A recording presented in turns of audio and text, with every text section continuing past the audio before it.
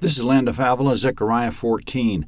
In the close of the last chapter, it seemed Yahweh was looking 590 years into the future, predicting the fall of Jerusalem that would occur in 70 A.D., but he also could have been looking to the end times because there'll be a severe persecution of the Jews at that time. Matthew 24:15-22, Mark 13:19, and Jeremiah 30, verse 7, and Daniel 12:1. So from the viewpoint that the coming verses are during the Great Tribulation, just prior to the Lord's return, verse 1.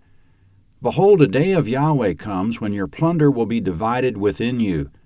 For I will gather all nations against Jerusalem to battle, and the city will be taken, the houses rifled, and the women ravished. Half the city will go out into captivity, and the rest of the people will not be cut off from the city. Comment, according to verse 2, all nations will gather against Jerusalem and savagely overthrow the city.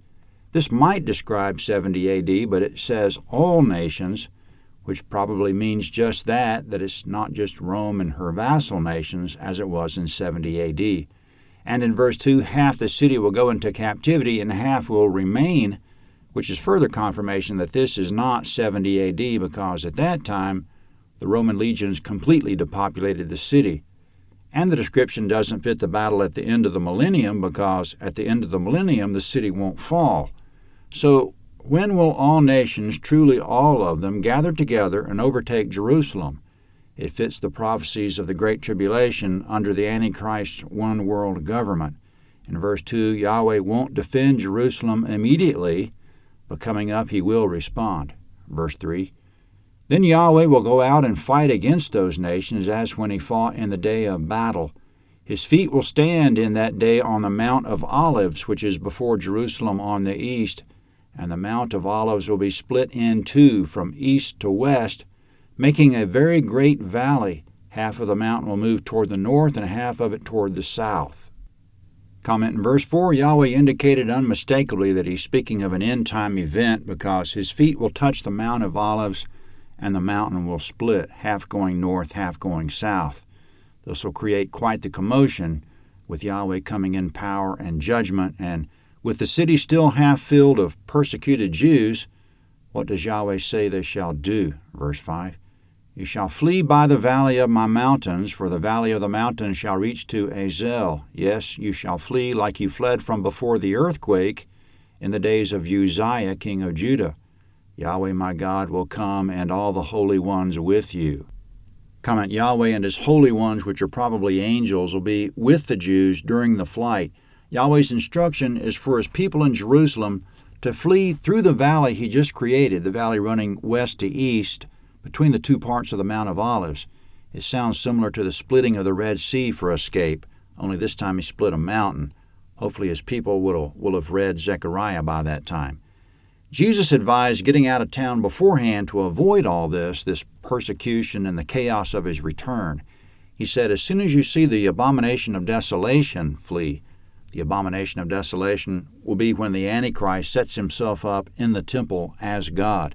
When a person sees that sign, fleeing from Jerusalem and Judah right away will be better than sticking around for the persecution of the city, and if a person survives that, the ensuing chaos in the city on the day of the Lord. In verse 5, the day of the Lord will be chaotic. People will be running for their lives like running from the earthquake in the days of King Uzziah. Hopefully you run through that valley. The prophet Amos described the day of the Lord, quote, woe to you who desire the day of Yahweh. Why do you long for the day of Yahweh? It is darkness and not light, as if a man fled from a lion and a bear met him, or he went into the house and leaned his hand on the wall, and a snake bit him. Won't the day of Yahweh be darkness and not light, even very dark and no brightness in it? End quote. Accordingly, the coming verses describe darkness on that day. Verse 6, it will happen in that day that there will not be light, cold, or frost. It will be a unique day which is known to Yahweh, not day and not night. But it will come to pass that at evening time there will be light.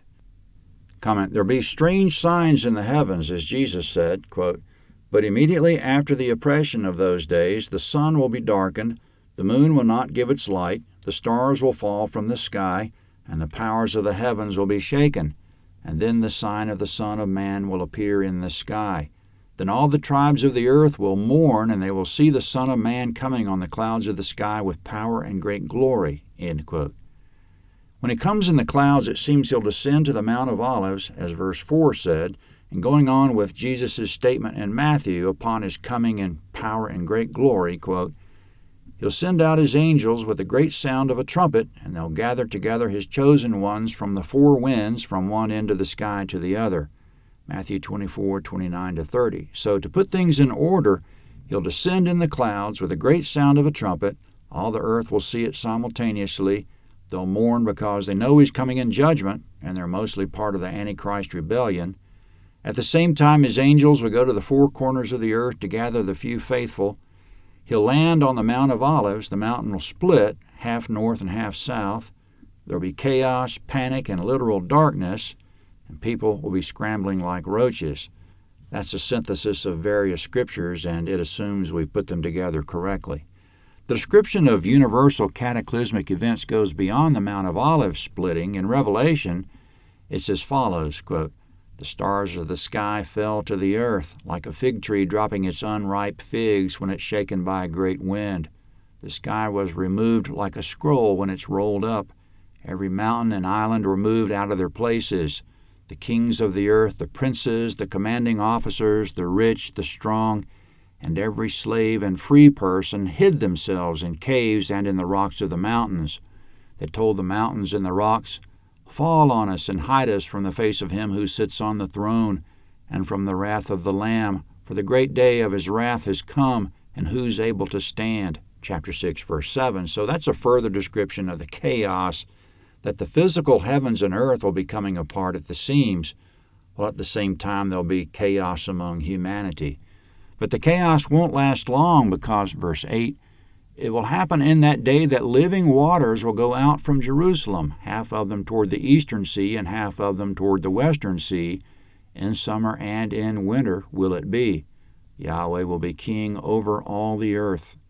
Comment, "It's the beginning of the 1,000 years. Christ is ruling all the earth with a rod of iron, which is good because he'll impose peace." In verse 8, living waters will go out from Jerusalem, some flowing west to the Mediterranean and some east to the Dead Sea. Still in verse 9, "In that day Yahweh will be one, and his name one." Comment, "The world will recognize Yahweh as the only God." Verse 10, "All the land will be made like the Arabah from Geba to Ramon south of Jerusalem, and she will be lifted up and will dwell in her place from Benjamin's gate to the place of the first gate, to the corner gate, and from the tower of Hananel to the king's wine presses." Comment, "Geba is north of Jerusalem and Ramon south. The area between them is Jerusalem. Jerusalem will be like the Arabah," it says, probably meaning flat. The Arabah is the valley of the Dead Sea and valley of the Jordan River, which is very hot, dry, of low elevation, and thinly populated, but in verse 10, flatness is probably the characteristic of the revamped Jerusalem that's being conveyed. Your narrator's take is that this is now a description of the millennium that follows Christ's return. It follows that chaos. Instead of Jerusalem being rough, hilly, and rocky, all this cataclysm on the earth, in addition to causing the Mount of Olives to be split, will lift up Jerusalem, and it'll be luxuriously flat and smooth, as in verse 14. And from Isaiah, quote, "It shall happen in the latter days that the mountain of Yahweh's house shall be established on the top of the mountains, and shall be raised above the hills, and all nations shall flow to it." Isaiah 2:2. Speaking of Jerusalem, verse 11, "Men will dwell therein, and there will be no more curse, but Jerusalem will dwell safely." Comment, "In the day or days following Yahweh's arrival on the Mount of Olives," which is Christ's arrival, verse 12, "this will be the plague with which Yahweh will strike all the peoples who have fought against Jerusalem. Their flesh will consume away while they stand on their feet, and their eyes will consume away in their sockets, and their tongue will consume away in their mouth. It will happen in that day that a great panic from Yahweh will be among them, and they will lay hold every one on the hand of his neighbor, and his hand will rise up against the hand of his neighbor. Judah will also fight at Jerusalem." Comment, in verse 13, "The people of the earth who opposed Yahweh will be so desperate they won't know whether to cooperate with their neighbors to try to find some safety together, or kill their neighbors to gain some survival advantage. when the peace is established, till in verse 14. And the wealth of all the surrounding nations will be gathered together, gold and silver and clothing in great abundance. Comment, during the tribulation, the Antichrist government controlled everyone's personal survival by requiring a mark on the right hand or forehead to buy or sell. But when Christ throws that system down in verse 14, he'll take control of the economy. The wealth of the surrounding nations will be gathered together for the benefit of his kingdom. There'll be an about face that no one who received the mark will be able to participate in the Lord's kingdom. Now, speaking of the plague of consumption on all the people who fought against Jerusalem, verse 15, so will be the plague of the horse, of the mule, of the camel, and of the donkey, and of all the animals that will be in those camps, as that plague. Comment, with the technology we have in the modern day, which has replaced animals for war and transportation, perhaps that was a comment about modern war devices, that there'll be a plague on those devices. From Isaiah 2:4, quote, they shall beat their swords into plowshares and their spears into pruning hooks. Nation shall not lift up sword against nation, neither shall they learn war any more. End quote. Speaking of the men of the earth whom Yahweh didn't consume with the plague, and their descendants who will be allowed to remain on the earth and live in the millennium, verse 16, it will happen that everyone who's left of all the nations that came against Jerusalem will go up from year to year to worship the King, Yahweh of armies, and to keep the Feast of Tents. It will be that whoever of all the families of the earth doesn't go up to Jerusalem to worship the King, Yahweh of armies, on them there will be no rain. If the family of Egypt doesn't go up and doesn't come, neither will it rain on them. This will be the plague with which Yahweh will strike the nations that don't go up to keep the Feast of Tents. This will be the punishment of Egypt and the punishment of all the nations that don't go up to keep the Feast of Tents. Comment, Egypt was one example of all the nations of the earth, as verse 19 makes clear. In verses 16 to 19, the people of the whole earth will travel to Jerusalem yearly for the Feast of Tents, which is a celebration of Yahweh's presence. It commemorates God's presence with the Israelites during the Exodus when they were living in tents. The feast is a reenactment of that. As a further sign that Yahweh will be honored worldwide, verse 20, in that day there will be on the bells of the horses, holy to Yahweh. Comment, it'll be a logistical nightmare for all the world to attend the Feast of Weeks yearly at Jerusalem during the millennium, unless there are some sweeping technological advances in transportation, or preferably there'll be a divine method of conveyance that, just as the Lord and his armies arrived on white horses when they returned, maybe the people of the world will travel to and from Jerusalem to the feast in some way called horses in verse 20, but horses that are holy to Yahweh, maybe some type of divine conveyance as the Lord used when he returned. The book of Ezekiel has 4.5 chapters describing a future temple in Jerusalem that's so fantastically large and magnificent it could only describe a temple of the millennium. There'll be sacrifices at that temple, according to the book of Ezekiel. We might suspect not for atonement, but for commemorating the sacrifice of Christ that's already happened.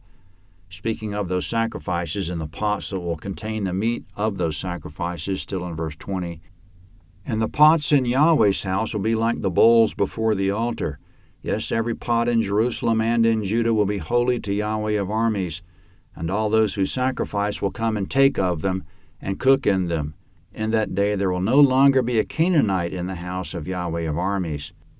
Comment, everyone will be in alignment with Christ by means of the sacrifices, which again won't be for atonement, but in acknowledgement of the sacrifice of Christ that he's already accomplished.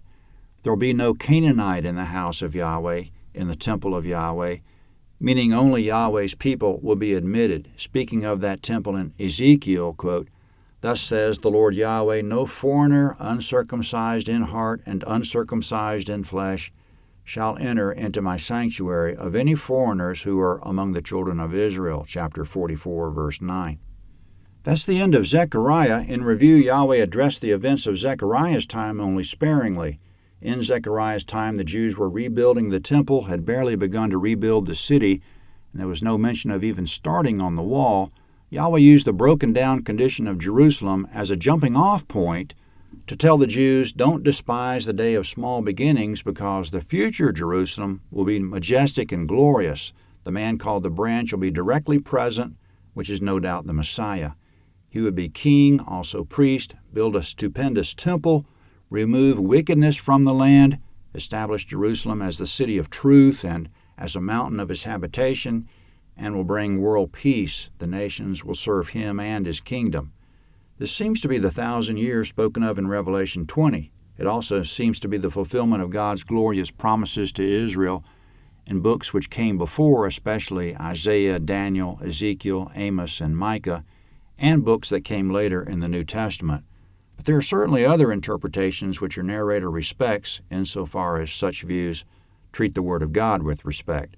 And besides it being the glorious age of Israel, in your narrator's view, the faithful of all times, of all nations, will be there, resurrected to participate, 2 Timothy 2:12, Revelation 5, verses 9 and 10, and chapter 20, verse 6. Thank you for your word, Lord.